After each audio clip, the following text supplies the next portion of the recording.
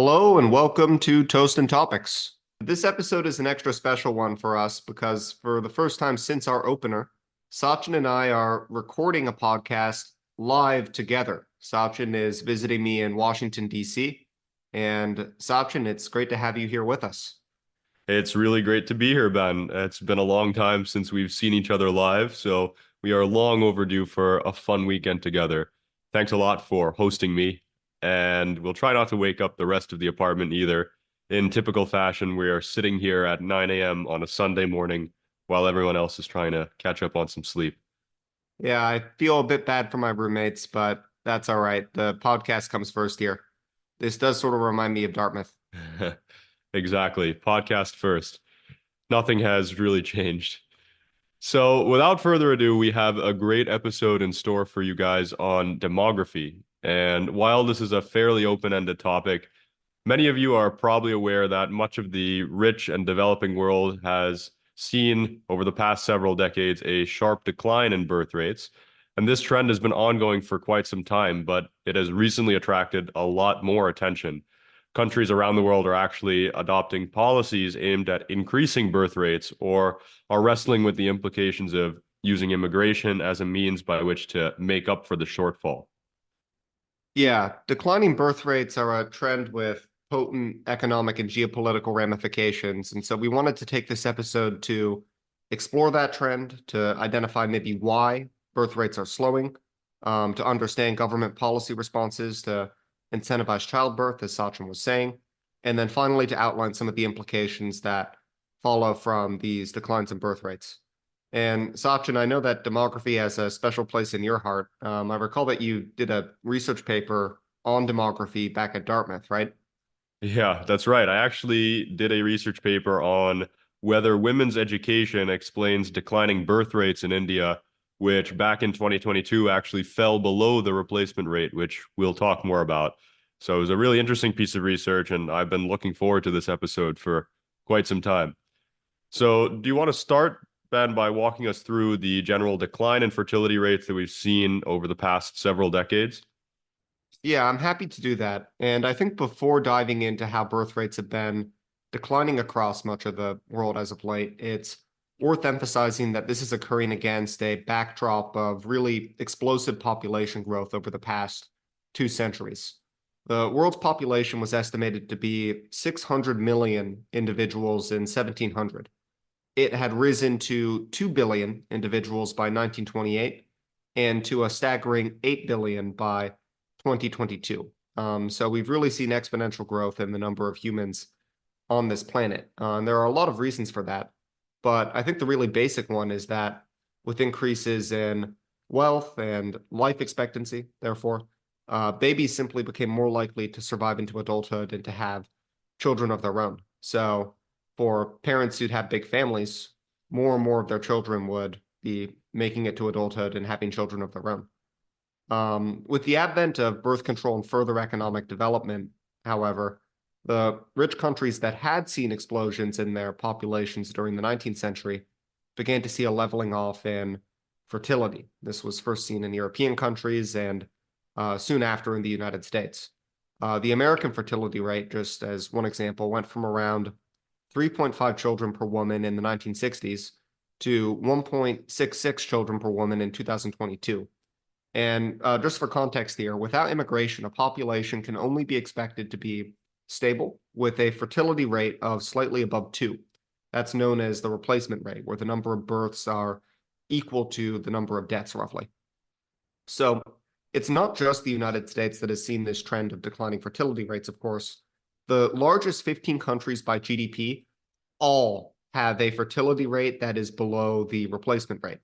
In fact, Israel is the only developed country with a fertility rate that is above the replacement rate. And outside of Africa, that means that the world's population is forecast to peak in the 2050s, and then end the century smaller than it is today.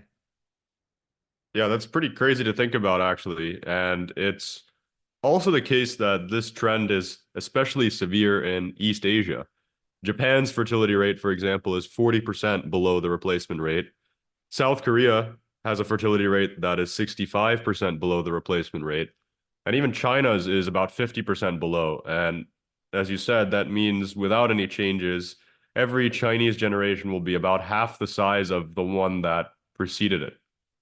That's crazy to think about. And Sachin, do you have a sense of why it is that birth rates are going down so precipitously in these countries? Yeah, so as you mentioned earlier, Ben, generally we see that as societies get wealthier, birth rates tend to go down. And there's a lot of reasons that go into this, including better family planning, a better sense of what individuals want in life, and more limited time with a greater focus on career advancement. But generally, the rich, baby-averse East Asian countries that have seen the biggest declines have three main things in common. The first is culture. In many of these countries, people rarely have children outside of marriage. In fact, only around 2% of births in Japan and South Korea are to unmarried mothers, and that's the lowest of any OECD country. In Western countries, that figure is typically between 30 and 60%, and that just shows that there's a pretty big cultural divide in having children before marriage. And this has also closely mirrored a decline in marriage rates, which is a topic that we spent a great amount of time talking about in a prior episode a few months back. The second thing is expenses, particularly the cost of schooling, which is skewed much higher in East Asia than other parts of the world. The most frequent reason cited by Japanese couples for having fewer children is the cost of raising and educating them. Japanese pupils face their first set of exams around the age of 15. And similarly, students in Shanghai and Singapore have to take important academic tests as early as primary school. And that piles up a lot of parental pressure for them to perform. It also adds significantly to a given family's tuition bills. And, we both know that the cost of education can be exceptionally high. Uh, and just as an example, Hong Kong was found to be one of the most expensive places to go to school in the entire world, with parents there contributing an average of 131,000 US dollars out of their own pockets to a child's schooling. Finally, is high house prices, and this is not just isolated to East Asia. There was a paper that found that an increase of $10,000 in home prices in America led to a 5% increase in fertility rates among homeowners, but a 2.4% decrease among non-homeowners. And the reason being that non-owners are much more sensitive to higher rent payments. South Korea, whose fertility rate is zero point 0.8 and the lowest in the region, has one of the highest house price to income ratios in the OECD at 16.6. And so that means that the population on average is more skewed towards renters and buyers who are more sensitive to a higher cost of living and have less resources to raise children. Yeah, that's really interesting, Sachin. And some of the reasons that you're citing there sound similar to ones that I think many American parents cite when they indicate that they are reluctant to have children. But it sounds like in East Asian countries, at least, these trends are uh, just exhibiting a higher level of intensity than they might be in the United States. Another point just to add here on the career front, which is something that we spoke a bit about in our marriage episode several months ago. The audience here hasn't listened to it. Is just that greater access to careers for men and women that are time consuming means that there's simply less time to care for children. And the work culture in East Asia is known to be especially busy. China, for example, has what's known as the 996 working hour system, under which some companies expect people to work from 9 a.m. to 9 p.m. 6 days a week. In South Korea, the working conditions are similarly stringent. And in such cases, realistically, where are parents ever going to find the time to raise a child? Yeah, that makes a lot of sense. And I think that's a good segue to start talking a bit more about some of the economic implications of these declining birth rates, as well as the attempted policy responses by governments to encourage more births. The most notable economic consequence of declining birth rates is an aging population. And, a huge concern if birth rates are falling is that there'll be a rising share of elderly people in the population of a given country. Japan, for example, has by far the worst old age dependency ratio, which is the number of people over the age of 65 relative to the number of working age people who support them through tax payments, for example, that get allocated towards necessary provisions. And that ultimately leads to strained fiscal balances. A lower working age population means less tax revenues for governments, and that combined with increased social care expenditures is really not an optimal mix for a sustainable fiscal balance over time. And just to contextualize, rich countries will need to spend a staggering 21% of GDP per year on the elderly by 2050. And that's up from 16% in 2015, with payments including pension costs, healthcare expenses, and social care provisions. And finally is reduced labor force productivity. A declining birth rate, as I mentioned, leads to a smaller working age population over time. And that can result in labor shortages due to, quite simply, a lack of labor supply. And that could lead to productivity challenges over time, with young workers often being the most innovative and productive in a population. That's true, and it's also more concerning than it may appear to be at a surface level, just given the potential here for long-term structural changes. And so, Sachin, I'm curious, what can governments do to alleviate this problem? Yeah, it's interesting, Ben, because like we talked about in our marriage episode, there's really very little that governments can do to incentivize childbirth. And many governments have experimented with different sorts of incentives for people to have more children. South Korea, as an example, has spent around $270 billion, or roughly 1% of GDP a year, on various schemes such as tax breaks for parents, extending maternity leave, and even state-sponsored dating, believe it or not. But none of this has really succeeded in a meaningful way, and that's consistent across other countries outside of East Asia that have even more generous schemes, such as Sweden. And I think that the biggest problem is that policies that aim to increase childbirth are both costly and they're based on misconceptions about the root cause of the problem. Many of these policies think that women are putting off children, and that explains why they're often focused on offering tax breaks and subsidized childcare so that women don't have to choose between having a family and advancing their career.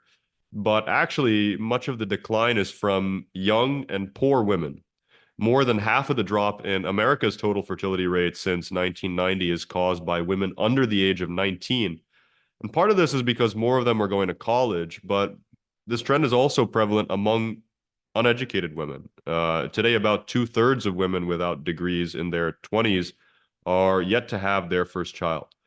And so, with that, politicians may be tempted to focus their policy response on the young and poor demographic based on evidence that poorer people are more responsive to financial incentives. But the reality is that this could actually be harmful, as it could increase the rate of teenage pregnancies, and that's linked to higher poverty and worse health outcomes over time. Wow, I hadn't actually really thought about this issue like that before. A lot of the time, people are alarmed by declines in fertility in the United States, but when you put it like that, Sachin, when you're attributing declines in fertility in the US to just declines in teen pregnancy, well, that sounds quite a bit more positive. But it does seem to me that governments are kind of struck between a rock and a hard place here. In some ways, it seems that they don't really have much of an ability to control what the birth rates in their countries are. And so I agree that it seems foolish to sink money into something that may not actually pay dividends. So it seems to me then that we may simply have to get used to the fact that there will be an imbalance between the young and the old in the years ahead, and that this could become a new normal. And so maybe then the appropriate response is to focus more on the working age population and to ensure that they're obtaining the right skill sets to take on the most productive jobs, to increase national wealth, and to help support an aging population. Thinking about recent advances in AI here is a perfect case in point. Uh, Uber productive AI-infused economy, could perhaps make it easier to support a greater number of retired people with a smaller number of workers.